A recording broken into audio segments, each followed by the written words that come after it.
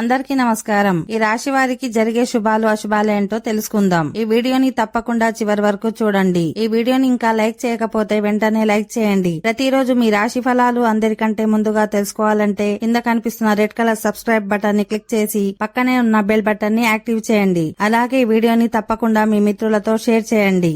ఈ రాశి వారికి ఈరోజు విద్యార్థులకు ఊహించని అవకాశాలు లభిస్తాయి. సంతాన వివాహం మరియు ఉద్యోగ ప్రయత్నాలు ఫలిస్తాయి.